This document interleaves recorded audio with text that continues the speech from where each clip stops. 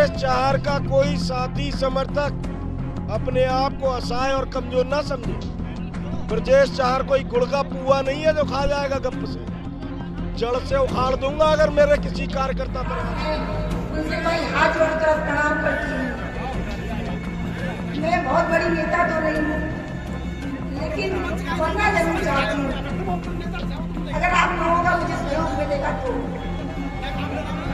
मैं तो सिर्फ दो ही शब्दों में ये बात अपनी रखना चाहती हूँ कि भाई मेरे पति ब्रजेश चाहर जी को, जो कि आपके बीच काफी लंबे टाइम से हैं, उनको आप अपनी एक एक वोट बहुत प्यार से, सम्मान से, या फिर भाई मेरे कहने से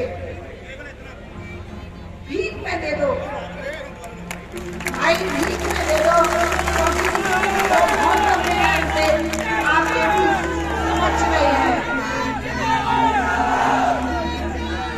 बहुत रोने डाले जा रहे हैं। कभी कोई धमकी देता है, कभी कुछ देता है, कभी कोई कुछ कहता है। जब वो लोग इतने बड़े पद पर आपने ही तो पहुंचा दी कि आज हम लोगों को धमकी दे सके। भाई जनता जनार्दन ऐसा हमारे साथ मत करवाओ।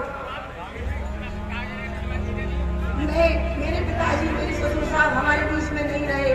मेरे पति चाहर साहब बिल्कुल अकेले पड़ गए। भाई मैं भीख लगा के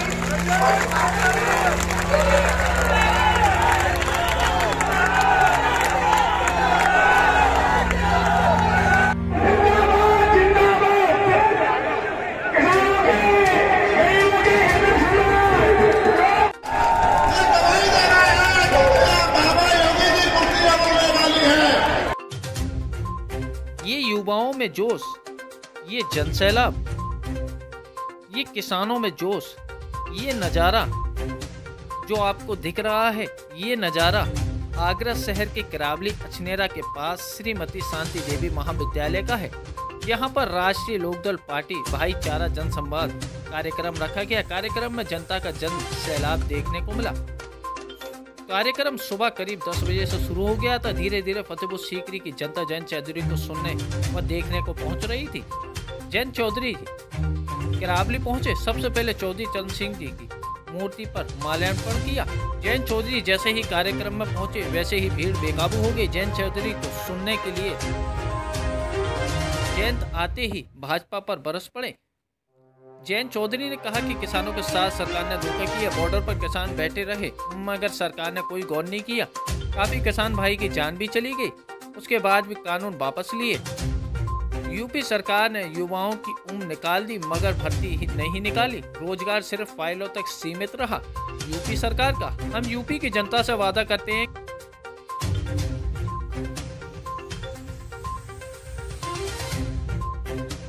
जैन चौधरी, अखिलेश यादव, हम दोनों मिलकर सरकार आने पर युवाओं को रोजगार देंगे व किसान भाइयों की हर समस्या का समाधान करवाएंगे। साथ ही ब्रजेश चाहर ने भी फतेहपुर सीकरी विधानसभा की जनता से कहा कि इस बार तो मौका इस बेटे को दे दो, सब आपके हाथ में है। फतेहपुर सीकरी में कई गंभीर समस्या हैं, उनमें से पानी की समस्या काफी बड़ी है। जनता की समस्या का समाधान आपका ये बेटा ब्रजेश चाहर करवाएगा। बस आप सभी अपने इस बेटे को ब्रजेश चाहर को भरपूर आशीर्वाद दे दो। काफी समय से लगा हूँ आपके लिए, बहुत कुछ करना चाहता हूँ मगर मुझे आपने मौका नहीं दिया है। इस बार आप अब इस बेटे को मौका दो। बस आपकी उम्मीदों पर खड़ा उतरूंगा।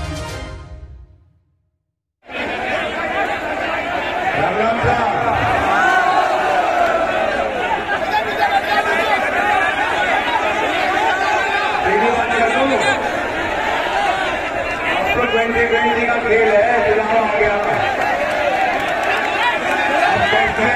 कुछ नहीं चलेगी, छक्का मार रहा है। और ये सभी जानते हैं कि ब्रजेश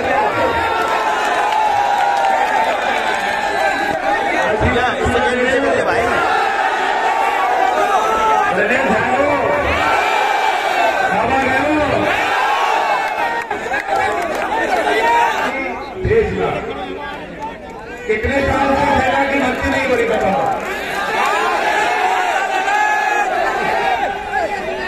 और भर्ती कोई नहीं, भर्ती ले लो। पुलिस की पुरानी भर्ती चली आ रही है। यूपी कैट को बुलाया, चिकित्सा रद्द।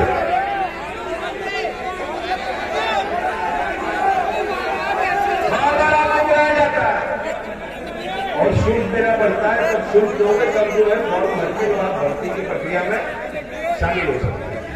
आपको पता है उसमें भी 18% जीएसटी देते हो, 18% जीएसटी उसको भी लगा, लेकिन बार-बार भरते।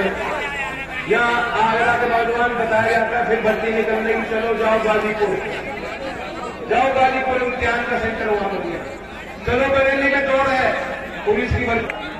चौधरी चरण सिंह जी के साथ आपका जुड़ा हुआ और चौधरी साहब नहीं होते, चौधरी अजीत सिंह जी नहीं होते तो ये जो किसान बैठे हैं ये जानते हैं कि जो 4 बीघे 5 बीघे 2 बीघे का किसान भी आप बालकों को, बेटियों को शहर में पढ़ा पा रहे हैं, ये संभव नहीं होता अगर चौधरी साहब नहीं।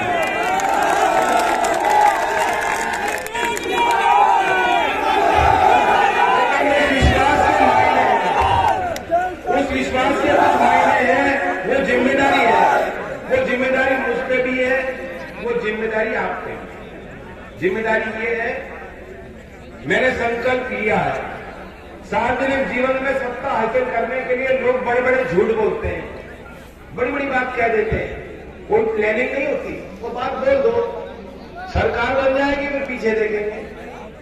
ये बड़ी विडंबना है, जनता को पागल बनाते हैं लोग।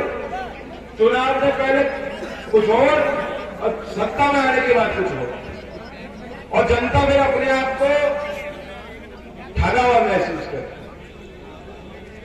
बार बार। लेकिन जो कहावत है कि हार की कांडी बार बार नहीं चली। आज जब इन पे कोई रिपोर्ट कार्ड नहीं है बाबा के, बाबा नहीं बता पा रहे कितनी नौकरी दी, इसको दी, और ताजुब करोगे कि कोविड काल में जब ऑक्सीजन नहीं, अस्पतालों में बिस्तर नहीं, कोविड की दवाई नहीं, और उन्होंने नए नए नियम बनाए थे कि कोविड पॉजिटिव की रिपोर्ट लाओ, जांच हो नहीं, फिर का नहीं। एक कमिश्नर साहब जब उनकी बताओ ऐसे नियम थे तो हम भूल जाएंगे। ताजुब की बात है कि 2 सालों में हमने लाठियां जलाई, हमने अच्छा जवाब मांगा सरकार कि कोविड काल है, 2 साल बीते हैं, सरकार कृपया ये बताए कि आपने कितने डॉक्टरों की भर्ती की, कितने नर्सेज की भर्ती की, और जवाब योगी जी की सरकार ने दिया 0। डॉक्टर की भर्ती यूपी सरकार ने 2 साल में नहीं की। तो स्वास्थ्य चिकित्सा पे ध्यान नहीं है। सरकारी स्कूलों की क्या स्थिति है, सरकारी स्कूल में क्या बच्चों को आप भेजना चाह रहे हो, कोई सुविधा नहीं बढ़ाई, सरकारी अस्पताल में 5 साल में सुविधा नहीं दी, किसान को 5 साल पहले जो मंडी में भाव मिल जाता था, क्या हमें भाव मिला है, क्या वो भाव लौट के आया? साथ विजय चाहर जी मौजूद हैं। चाहर साहब, इस बार फतेहपुर सीकरी की जनता ने मुझे बना लिया है तो पूरी तरह बदलाव हो रहा है, क्या कहना चाहेंगे?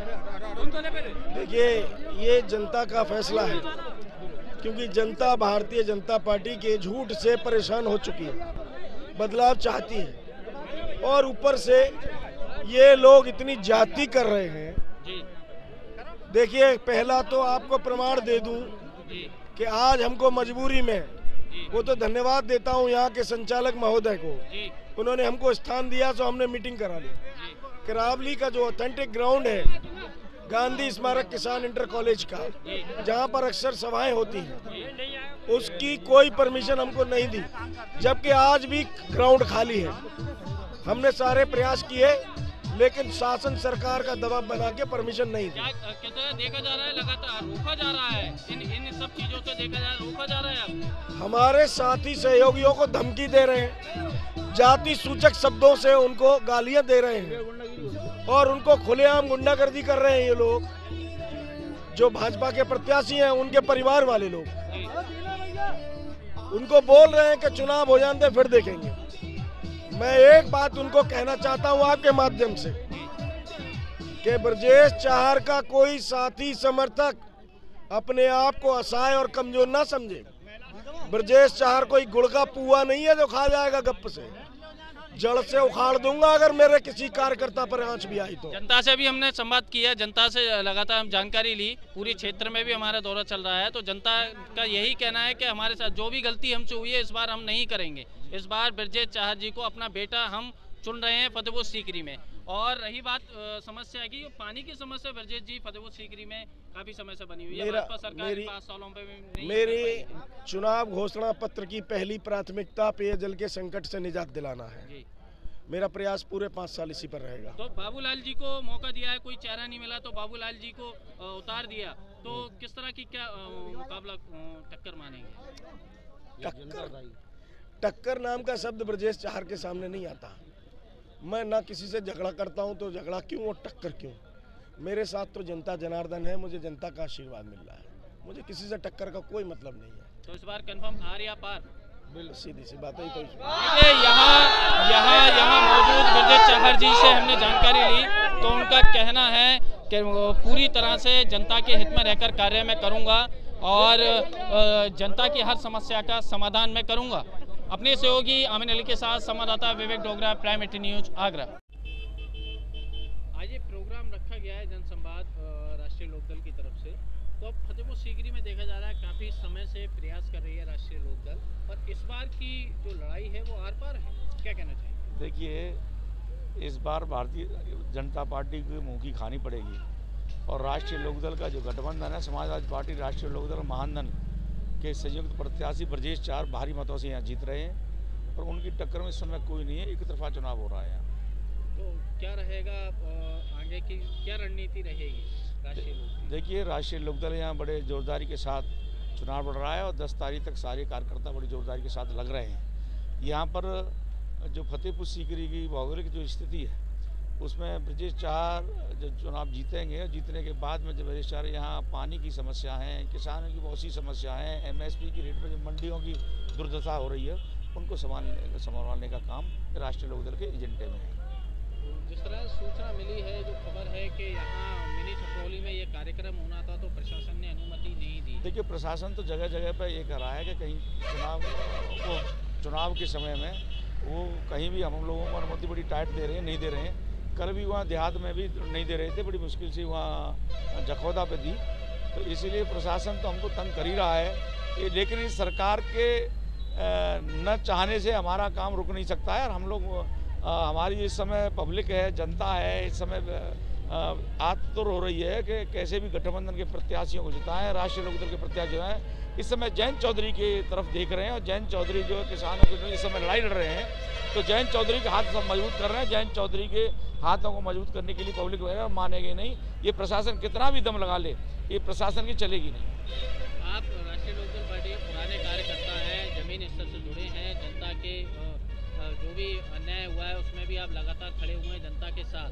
तो क्या लगता है कि जनता के लिए क्या मैसेज रहेगा? देखिए, मैं राष्ट्रीय लोकदल का जिले का अध्यक्ष हूँ, और मेरी जिम्मेदारी है कि सभी सीटों को निकलवाने का काम मेरी जिम्मेदारी है। मैं रातों दिन मेहनत भी कर रहा हूँ, और सारे किसान और हमारे जो कार्यकर्ता हैं सभी पूरे ज़िले में जोरदारी के साथ लग रहे हैं। जहाँ जहाँ समाजवादी पार्टी के जो लोग हैं, हमारे कार्यकर्ता हैं, वहाँ उनको जिताने का काम कर रहे हैं। जो हमारी राष्ट्रीय लोकदल के प्रत्याशी हैं, उनको यहाँ जिताने का काम कर रहे हैं। एक गठबंधन की इस समय जो है भारतीय जनता पार्टी और बसपा का सुपड़ा साफ हो रहा है, और इस समय गठबंधन के प्रत्याशी, इस समय सारे प्रत्याशी जीत रहे हैं जिले में। 10 तारीख को पहले चरण का मतदान है, वोटिंग है, तो जनता के लिए क्या मैसेज रहेगा? देखिए, हम बहुत बहुत बधाई देंगे जनता को कि गठबंधन के प्रत्याशी को सारी जगह जिताएं, राष्ट्रीय लोकदल और समाजवादी पार्टी के प्रत्याशियों को जिताएं। जो इस समय जैसे नौजवानों की भर्ती है, वो भर्ती भी कराने का काम करेंगे। जैसे कि कल अखिलेश जी ने और जयंत चौधरी ने अपने संबोधन में कहा था, जगह जगह उनके मैं साथ रहा, पूरे ज़िले में कल मुझे साथ ले गए, रथ में उन्होंने मुझे साथ में रखा। तो उन्होंने जो है जिस तरीके से यहाँ भारतीय जनता पार्टी के शासन में यहाँ किसान त्राय कर रहा है, किसान इसका बदला 10 तारीख को लेंगे। गठबंधन के प्रत्याशी को किसान जिताएंगे। जो 1 साल से किसान बॉर्डर पर जमा हुआ था। बॉर्डर पर इन्होंने 1 साल में कुछ सुनाई नहीं किया और अभी भी मांगें पूरी नहीं की हैं। इसलिए इन मांगों को राष्ट्रीय लोकदल के गठबंधन के और राष्ट्रीय लोक के प्रत्याशी हैं और यहाँ लखनऊ में बैठेंगे और विधानसभा में हम लोग उठाएंगे। और अगर सरकार में हम लोग आए और हमारी सरकार बनेगी और सरकार में बनते ही इन सारी समस्याएं दूर हो जाएंगी।